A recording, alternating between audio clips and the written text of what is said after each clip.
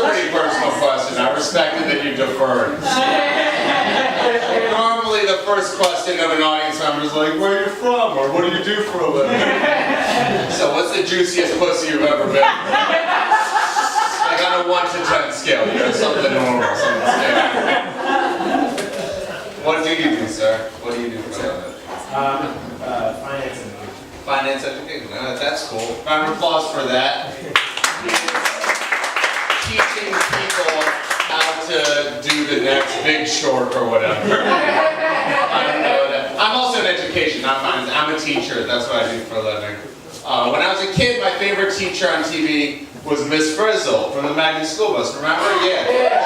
She was amazing. Watching it as an adult, though, it is curious that she's so enthusiastic about science when she's the only person with concrete evidence of magic. She's always like, the troposphere. I'd be like, how about this bus? How's the bus work?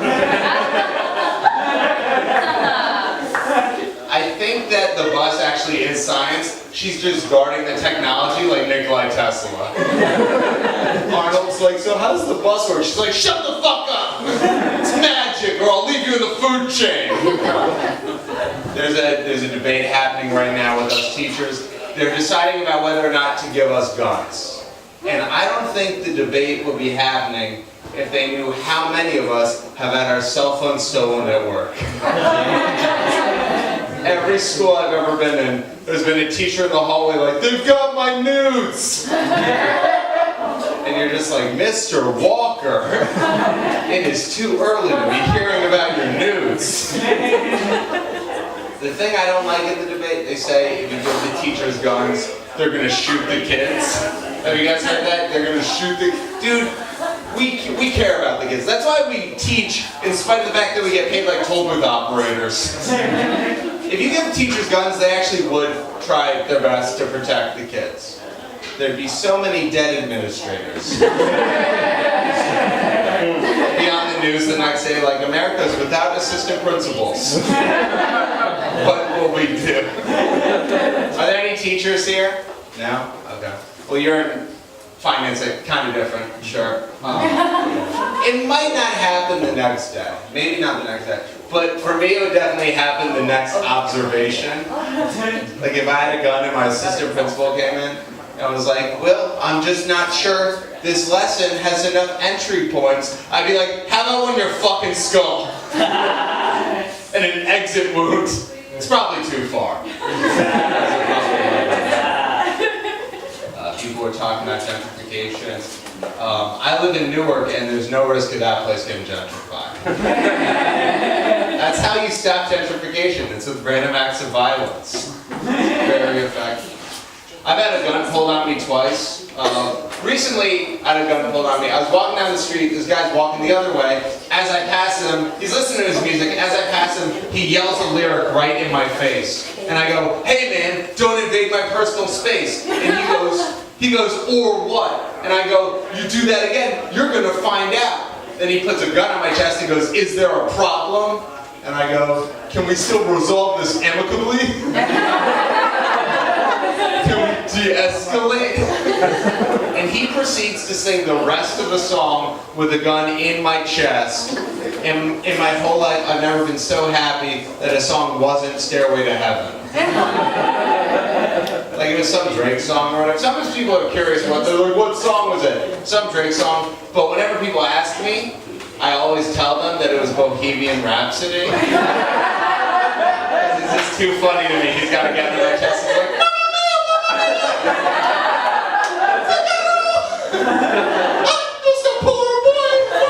I don't know that words. I should learn them, so that act out can be 3 minutes. Full song.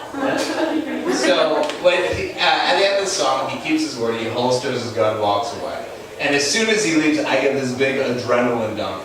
And I don't know how you guys, if you guys have ever gotten like a full adrenaline dump. Here's what happened. I felt completely numb, but I was shaking. And then I just see rivers of tears going down my eyes. I looked like a crying Pokemon. Like, we had the rosy red cheek circles to boot. I wouldn't have been surprised if a guy in a red hat had thrown a red ball at me. And then like, I gotcha. The other time I had a gun pulled on me in Newark was far less emotional. I was walking down the street, on the other side of the street, it was like 4 a.m. walking down the street. On the other side of the street was a prostitute. And I know that she was a prostitute because she was very clearly wearing the uniform. You guys don't live in Newark, but there's a specific uniform. It involves the underwear arching out of the pants. So she calls to me, she's like, hey, hey, and I pull my headphones out this time. And I go, what's up? And she goes, don't try anything. And then she pulls a gun out of her purse. And I go, wasn't gonna. And then she goes, the only people out this late are either trying to buy pussy, sell pussy, or steal pussy. And I go, nope, just a pussy. Trying to get home safe. And she goes, you really aren't trying to buy pussy? I'm like, no. She's like, and then she goes, you don't have a weapon of any kind? I'm like, no, don't worry, not even a knife. Then that gun comes back out, she points it at me and makes me open my wallet. So I open it, there's only $8 in it. She takes my $8 and then goes, you really weren't trying to buy pussy. She goes, what were you doing out this late? And I was like, I'm a comedian, I'm coming home from a show, no big deal. And then she goes, you're a comedian? You haven't made me laugh once. I got super defensive. I was like, listen, lady! I don't know how good you are at your job.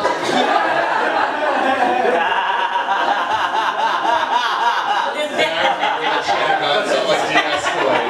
So I'm like, okay, no big deal. You robbed me, no hard feelings. I'm just gonna go home now. No hard feelings. And I saw it register on her face that she felt bad that she had robbed me.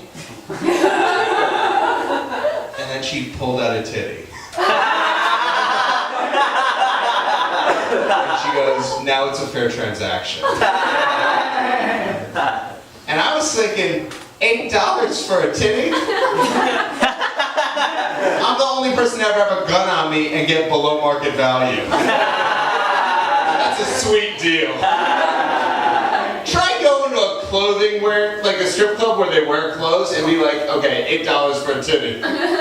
You will get thrown into the bouncer's titty.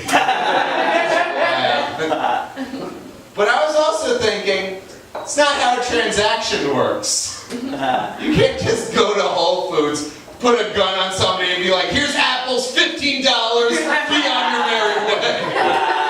It's not a fair transaction. I like living in Newark, in spite of all of this. I do enjoy it. I actually don't like New York that much.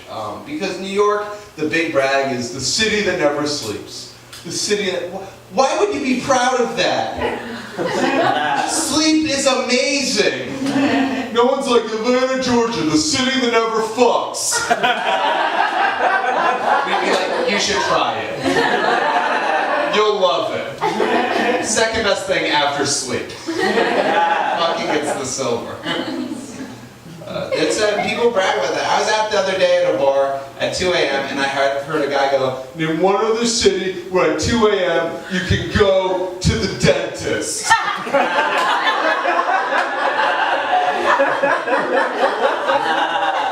I went over to him and I was like, why would you need to go to a dentist at 2 a.m.? And he goes, honestly, bro, I don't floss. I like that. I come from Washington, D.C., that's where I grew up, and Washington's a very liberal place, which I like, but I don't really follow politics that much. Like, there was a moment during the last election where I turned to my friend and I was like, has Trump gotten any celebrity endorsements? And he goes, the Klan.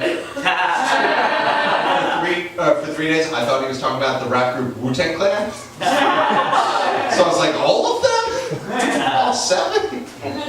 But I do like that New York is a liberal place. Sometimes, though, you see things that are too far. The other day, I saw a lady on the train praying to Obama. I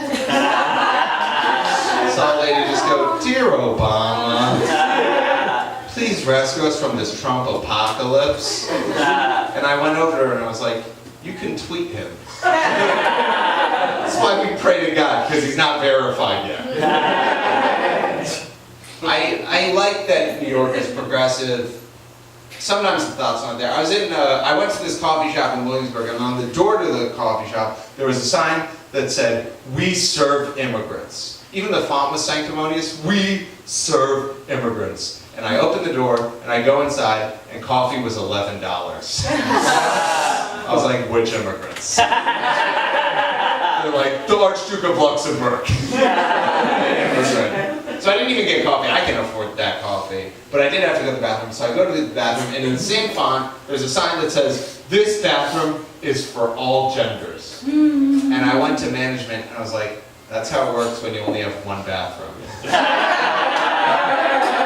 You only have one bathroom, and it's a men's room. I'm not like, oh, transphobic. I'm like, who hurt you? And you're like, women out back.